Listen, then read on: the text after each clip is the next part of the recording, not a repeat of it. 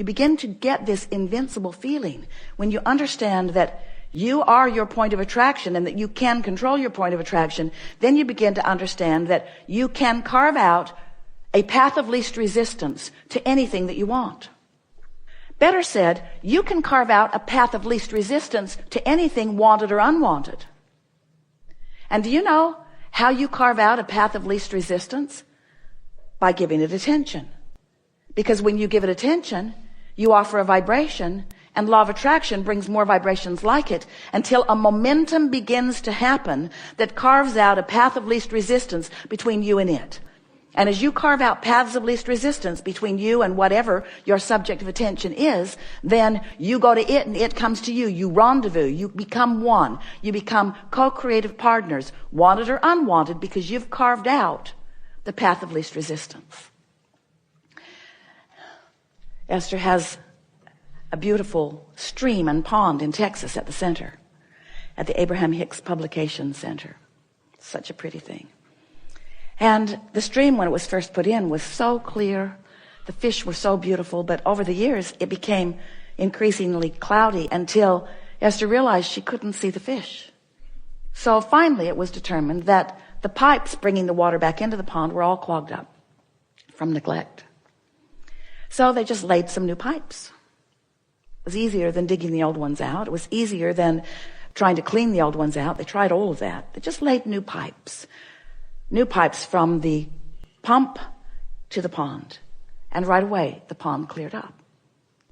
So we want to say to you that we love you so much, but you've got some clogged pipes. Because you're asking for things. Step one, you're asking. And non-physical, the universe, law of attraction, is delivering to you the results of your request. But if you are not in a vibrational place that matches what you're asking for, your pipes are all clogged up. So we think that it's time to lay some new pipes. We want to show you how, by giving attention to what you are wanting, you will carve out a path of least resistance to what you're wanting. All right, now there's some things to take into consideration, because there are a lot of clogged pipes on that subject. So there already is quite a bit of momentum on that subject. So if we approach it in any normal way, we're just going to add to the clogged pipe. You see what we're getting at? So here's a law-based fact that if you can hear it, it will serve you in every conversation that you have with yourself in your deliberate creation forevermore. The more general you are when you approach a topic where you know you have clogged pipes, the better off you'll be. Now think about what that means. If you don't have any clogged pipes, if you're thinking about something wanted, then the more specific you are, the faster the momentum and the better it is, because you're carving out a path of least resistance to something.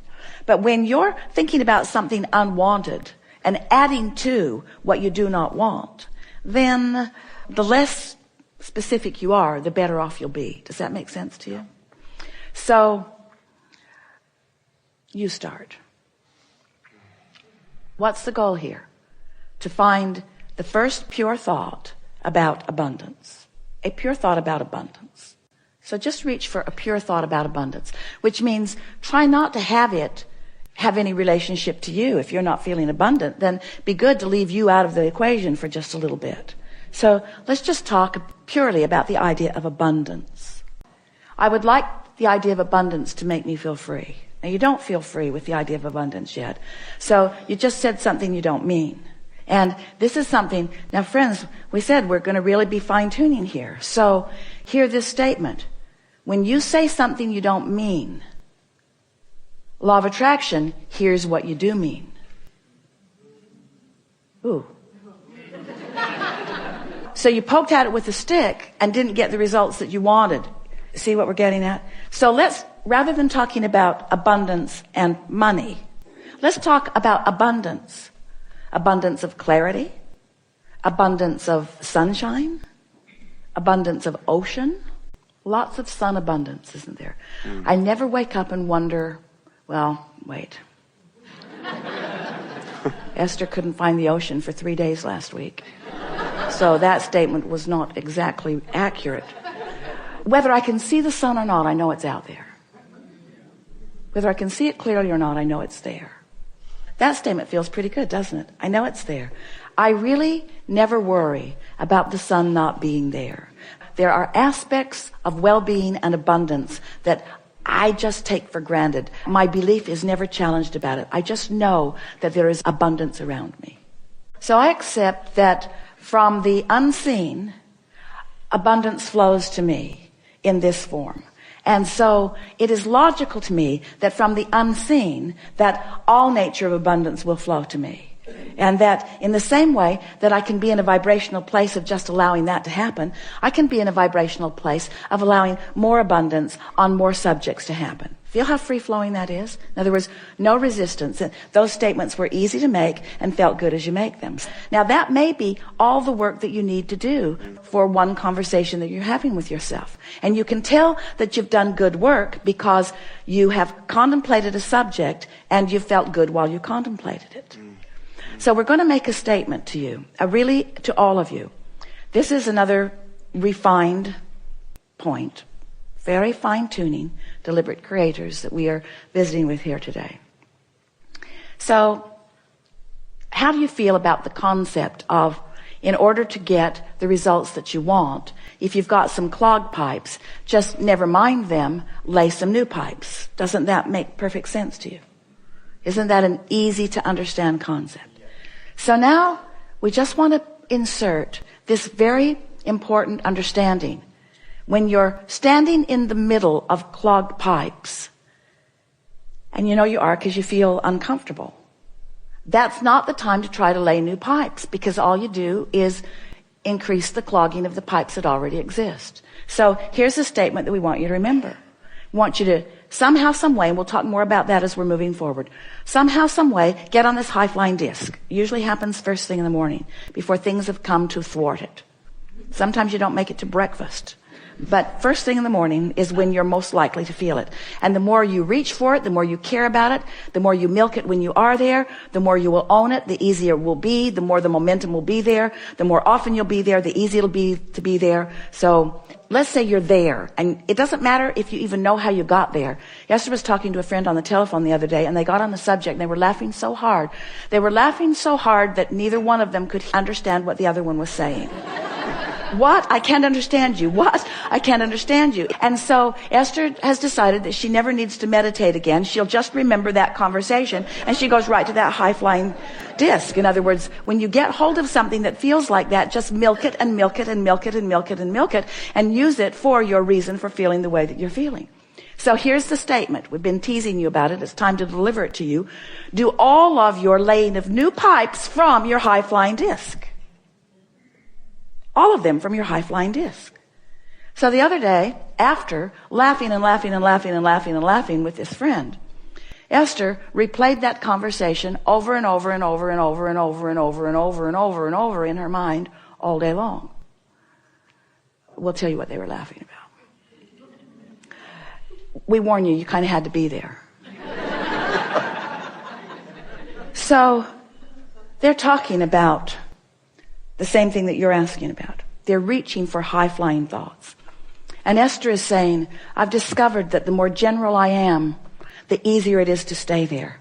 And so she was saying, I love words like clarity, and I love the feeling of invincibility. And I've got this pen that I pretend is my magic wand, and I'm just waving it around, and it feels like the entire universe is responding to what I'm asking for. And all I want to do is think about these things and talk about these things. Esther said, I'm afraid I'm becoming like a vibrational snob. Because I'm not willing to go to other less good feeling places. And her friend said, yeah, it's like others can't quite understand us. She said, it's like being in that room at the insane asylum. And Esther worked at the state hospital in Blackfoot, Idaho. She knows that room. She's seen that room. So Esther began laughing. And then one or the other of them is talking about people walking by and hearing them laughing in there and saying, just leave them alone. and don't get too close to the door. And then Esther said, yeah, and they'll slip food under the door to us. And her friend said, yeah, and we'll think we manifested it. So on and on and on and on. You've never heard two people snort more. So finding something like that, and milking it just for the fun of it, milking it just for the clarity of it, causes you to practice that high-flying vibration and gain momentum of that high-flying vibration and make it more likely that that is the high-flying vibration that you own. Make it easier to be there. So after that, Esther went to bed that night playing that over and over and over in her mind. She had a long conversation with her daughter Tracy, who was waiting to pick someone up at the airport, telling her the story and laughing and laughing and laughing and laughing and laughing. What fun it is to have conversations with those who, like you, don't mind being locked in that crazy room where you are not facing reality, where your undivided attention is upon whatever subject it is that makes you feel like that. So Esther went to sleep in that vibration. And when she awakened in the morning, such an interesting thing happened. Because her first thought, now she's been listening to us for a long time, talking about how when you prepave, when you go to bed thinking about good things, and you'll wake up thinking about good things. And Esther woke up, and the first thought that was in her mind was maybe the most troubling thought that she's experienced in the last several years. That was the thought that was in her mind. But she was so consciously aware of all of these concepts that we've been talking about that she said to herself right out loud, I've got 16 seconds to shake this thought. 16 seconds to return to my high-flying disc. 16 seconds to lay my new pipes about this subject. And then energy just flooded all through her as she realized that this was her high-flying disc. This was her chance to take a subject that had been troubling and approach it from her high-flying disc. And she left it in a place never to return to again. You see what we're getting at? This is the way that you find clarity. This is the way you find abundance. You wait until you're in that feeling of high-flying abundance, and then you can approach the subject that's a little more troubling if you want to, understanding that it's risky, but it's only 16 seconds of risky, right? You've got 16 seconds. You've got 16 seconds to let it go or to bring it into alignment. Our favorite story that fits right here, we've got to tell it to you now because it means everything. Sometimes it's like you say to us, Abraham, I've jumped out of an airplane and I have no parachute. What do you suggest that I now do? And we say, hang on, it'll be over in a little while.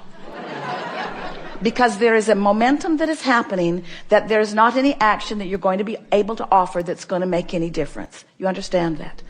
So what we're saying to you is don't struggle, don't fret, don't effort, just crash and burn. It's all right. Because tomorrow you can get up and get on the high-flying disc. Tomorrow you can get up and get on the high-flying disc. Tomorrow you can get up and get on the high-flying disc. Tomorrow you can get up and get on the high-flying disc. And after a few days of tomorrow getting up and getting on the high-flying disc, one day Esther said to us, Abraham, I refuse to accept that I have to wait until tomorrow to get on the high-flying disc. I have tools that you've given me. I can get back up there anytime that I choose to get back up there. So what are we talking about? We're talking about your conscious awareness of your vibrational output. Yes? We're talking about your conscious awareness that you are vibrational beings. Yes? We're talking about your awareness that you can choose the vibration of your being in this moment, but that it takes a little practice. Yes?